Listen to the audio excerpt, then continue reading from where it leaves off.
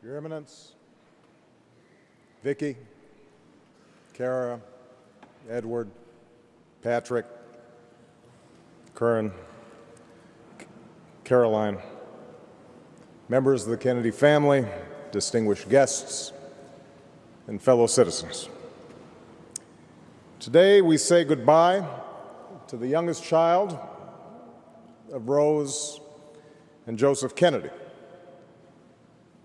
The world will long remember their son Edward as the heir to a weighty legacy, a champion for those who had none, the soul of the Democratic Party and the lion of the United States Senate, a man who graces nearly 1,000 laws and who penned more than 300 laws himself. But those of us who loved him and ache with his passing know Ted Kennedy by the other titles he held: father, brother, husband, grandfather, Uncle Teddy, or as he was often known to his younger nieces and nephews, the Grand Fromage, or the Big Cheese. I, like so many others in the city where he worked for nearly half a century, knew him as a colleague, a mentor, and above all, as a friend. Ted Kennedy was the baby of the family who became its patriarch, the restless dreamer who became its rock. He was the sunny, joyful child who bore the brunt of his brother's teasings, but learned quickly how to brush it off. When they tossed him off a boat because he didn't know what a jib was, 6-year-old Teddy got back in and learned to sail. When a photographer asked the newly elected Bobby to step back at a press conference because he was casting a shadow on his younger brother, Teddy quipped, "It will be the same in Washington." That spirit of resilience and good humor would see Teddy through more pain and tragedy than most of us will ever know. He lost 2 siblings by the age of 16. He saw 2 more taken violently from a country that loved them. He said goodbye to his beloved sister, Eunice, in the final days of his life. He narrowly survived a plane crash, watched 2 children struggle with cancer, buried 3 nephews, and experienced personal failings and setbacks in the most public way possible. It's a string of events that would have broken a lesser man.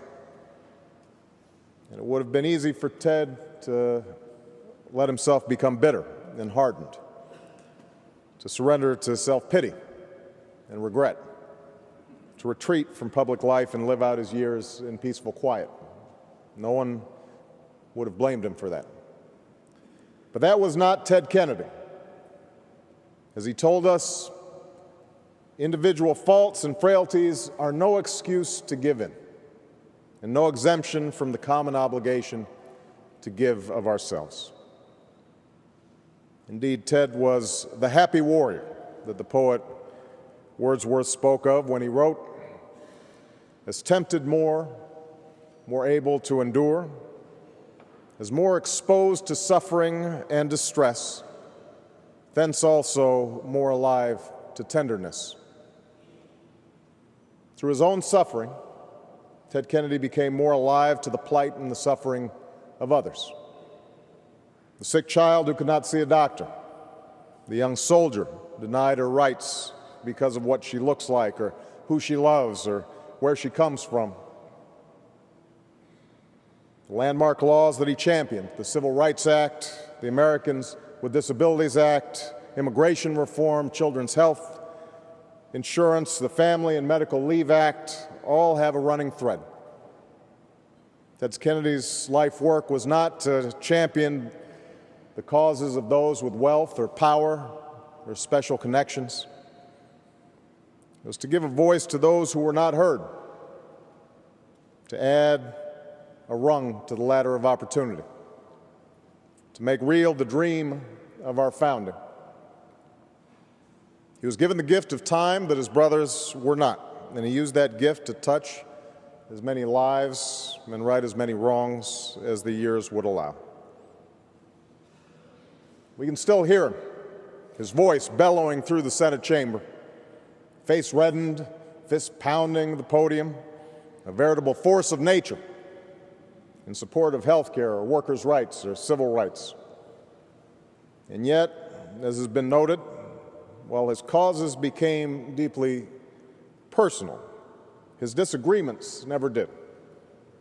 While he was seen by his fiercest critics as a partisan lightning rod, that's not the prism through which Ted Kennedy saw the world, nor was it the prism through which his colleagues saw Ted Kennedy. He was a product of an age when the joy and nobility of politics prevented differences of party, platform, and philosophy from becoming barriers to cooperation and mutual respect. A time when adversaries still saw each other as patriots. And that's how Ted Kennedy became the greatest legislator of our time. He did it by hewing to principle, yes, but also by seeking compromise and common cause. Not through deal-making and horse trading alone, but through friendship and kindness and humor. There was a time he courted Orrin Hatch for support of the Children's Health Insurance Program by having his chief of staff serenade the senator with a song Orrin had written himself. The time he delivered shamrock cookies on a china plate to sweeten up a crusty Republican colleague. The famous story of how he won the support of a Texas committee chairman on an immigration bill. Teddy walked into a meeting with a plain manila envelope and showed only the chairman that it was filled with the Texans' favorite cigars. When the negotiations were going well, he would inch the envelope closer to the chairman. When they weren't, he'd pull it back. Before long, the deal was done. It was only a few years ago on St. Patrick's Day when Teddy buttonholed me on the floor of the Senate for my support of a certain piece of legislation that was coming up for a vote. I gave him my pledge, but I expressed skepticism that it would pass. But when the roll call was over, the bill garnered the votes that it needed, and then some. I looked at Teddy with astonishment and asked how had he done it. He just patted me on the back and said, "Luck of the Irish." Of course, luck had little to do with Ted Kennedy's legislative success. He knew that. A few years ago, his father-in-law told him that he and Daniel Webster just might be the two greatest senators of all time. Without missing a beat, Teddy replied, "What did Webster do?"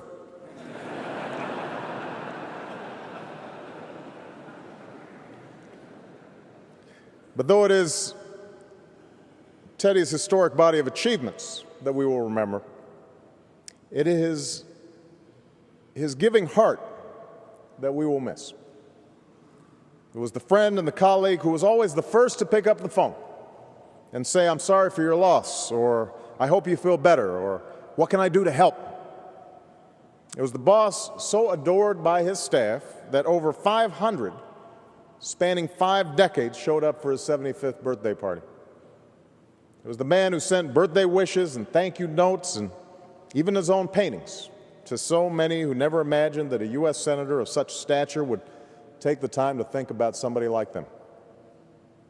I have one of those paintings in my private study off the Oval Office, a Cape Cod seascape that was a gift to a freshman legislator who had just arrived in Washington and happened to admire it when Ted Kennedy welcomed him into his office. That, by the way, is my second gift from Teddy and Vicki after our dog Bo. And it seems like everyone has one of those stories, the ones that often start with, "You wouldn't believe who called me today." Ted Kennedy was the father who looked not only after his own 3 children, but John's and Bobby's as well. He took them camping and taught them to sail. He laughed and danced with them at birthdays and weddings, cried and mourned with them through hardship and tragedy, and passed on that same sense of service and selflessness that his parents had instilled in him. Shortly after Ted walked Caroline down the aisle and gave her away at the altar, he received a note from Jackie that read, "On you, the carefree youngest brother, fell a burden a hero would have begged to have been spared. We're all going to make it because you were always there with your love." Not only did the Kennedy family make it because of Ted's love, he made it because of theirs, especially because the love and the life he found in Vicki. After so much loss and so much sorrow, it could not have been easy for Ted to risk his heart again, and that he did is a testament to how deeply he loved this remarkable woman from Louisiana. And she didn't just love him back, as Ted would often acknowledge. Vicki saved him. She gave him strength and purpose, joy and friendship, and stood by him always, especially in those last hardest days. We cannot know for certain how long we have here. We cannot foresee the trials or misfortunes that will test us along the way. We cannot know what God's plan is for us. What we can do is to live out our lives as best we can with purpose and with love and with joy. We can use each day to show those who are closest to us how much we care about them and treat others with the kindness and respect that we wish for ourselves. We can learn from our mistakes and grow from our failures. And we can strive at all costs to make a better world, so that someday, if we are blessed with the chance to look back on our time here, we know that we spent it well, that we made a difference, that our fleeting presence had a lasting impact on the lives of others. This is how Ted Kennedy lived. This is his legacy.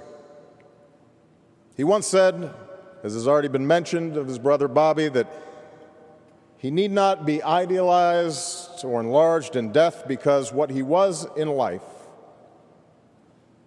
And I imagine he would say the same about himself. The greatest expectations were placed upon Ted Kennedy's shoulders because of who he was, but he surpassed them all because of who he became. We do not weep for him today because of the prestige attached to his name or his office. We weep because we loved this kind and tender hero who persevered through pain and tragedy, not for the sake of ambition or vanity, not for wealth or power, but only for the people and the country that he loved. In the days after September 11th, Teddy made it a point to personally call each one of the 177 families of this state who lost a loved one in the attack. But he didn't stop there. He kept calling and checking up on them. He fought through red tape to get them assistance and grief counseling. He invited them sailing, played with their children, and would write each family a letter whenever the anniversary of that terrible day came along. To one widow, he wrote the following: "As you know so well, the passage of time never really heals the tragic memory of such a great loss. But we carry on because we have to, because our loved ones would want us to, and because there is still light to guide us in the world from the love they gave us. We carry on." Ted Kennedy has gone home now, guided by his faith and by the light of those that he has loved and lost. At last, he is with them once more, leaving those of us who grieve his passing with the memories he gave, the good that he did, the dream he kept alive, and a single enduring image, the image of a man on a boat, white mane tussle, smiling broadly as he sails into the wind, ready for whatever storms may come, carrying on toward some new and wondrous place just beyond the horizon. May God bless Ted Kennedy, and may he rest in eternal peace.